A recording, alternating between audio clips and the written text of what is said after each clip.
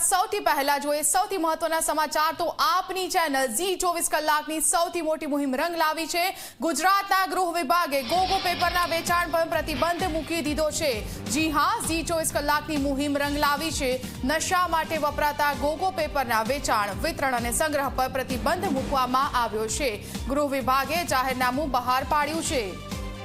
तो आज दिवस आ सौथी मोटा समाचार आपनी चेनल ઝી 24 कलाकना अहेवालनी सौथी मोटी असर गोगो पेपरना वेचाण अने वितरण तेमज संग्रह पर प्रतिबंध मूकवामां आव्यो छे। राज्यना गृह विभागे आ जाहेरनामું बहार पाड्યું છે। आपनी चेनल ઝી 24 कलाके मुहिम चलावी हती, जेना पगले राज्यभरमां तपास पण हाथ धरवामां आवी हती। डीजीपीए पण तपासना आदेश आपवामां આવ્યા હતા અને હવે આખરે આ નિર્ણય લેવામાં આવ્યો છે। વધુ વિગતો લઈશું અમારા સંવાદદાતા ચેતન પટેલ આપણી સાથે લાઈવ જોડાઈ ગયા છે। ચેતન, ઝી 24 કલાકની મુહિમની આ અસર છે, ગૃહ વિભાગે આખરે આ નિર્ણય લેવો પડ્યો છે।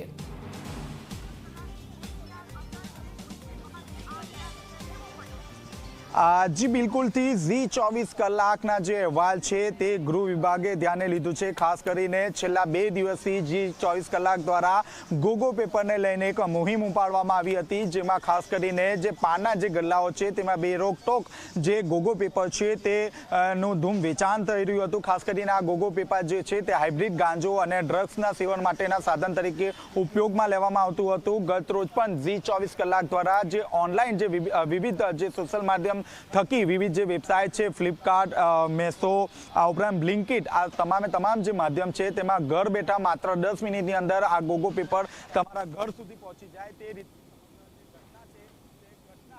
પ્રકાશિત કરવામાં આવી હતી। અને બાદ આખરે જે છે તે ગૃહ વિભાગ જાગ્યું છે। ગૃહ વિભાગ દ્વારા સમગ્ર પ્રકરણને લઈને ગંભીરતા દાખવવામાં આવી છે અને ગૃહ વિભાગ દ્વારા જે ગોગો પેપર જે છે તેના વેચાણ ઉપર પ્રતિબંધ મૂકી દેવામાં આવ્યો છે। આજે સમગ્ર દિવસ દરમિયાન ઝી 24 કલાકની ટીમ દ્વારા વિવિધ જે બ્લિંકિટના જે ગોડાઉન છે તે ગોડાઉનમાં પણ રેડ કરી હતી, જ્યાંથી ગોગો પેપરના જે જથ્થો છે તે પણ મળી આવ્યો હતો। આ ઉપરાંત જે હુક્કાની જે દુકાનો છે, હુક્કાના સાધનો જ્યાં મળતા હોય છે ત્યાં પણ ગોગો પેપરનો જે જથ્થો છે તે મળી આવ્યો હતો।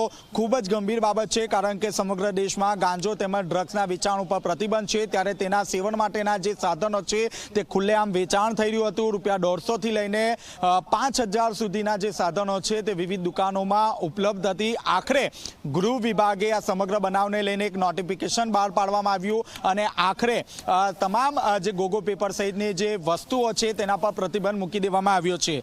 જી ચેતન, આભાર આપનો માહિતી આપવા બદલ। તો ગુજરાત સરકારનો આ સૌથી મોટો નિર્ણય ગોગો પેપર કે જે નશા માટે વાપરવામાં આવતું હતું તેના પર પ્રતિબંધ લગાવવામાં આવ્યો છે। ગુજરાતના યુવાધનને બરબાદ કરવાનો જે પ્રયાસ થતો હતો, નશીલા જે પદાર્થો છે તેના પર દબાઈ લાવવા માટે સરકાર સતત પ્રયાસ કરી રહી છે। સરકાર સતત પગલાં પણ લઈ રહી છે અને હવે સરકારે આ સૌથી મોટો નિર્ણય લીધો છે। ગોગો પેપરનો સંગ્રહ કરશો, વેચશો કે હેરાફેરી કરશો તો મર્યા, કારણ કે તમને ખૂબ જ મોટી સજા થઈ શકે છે।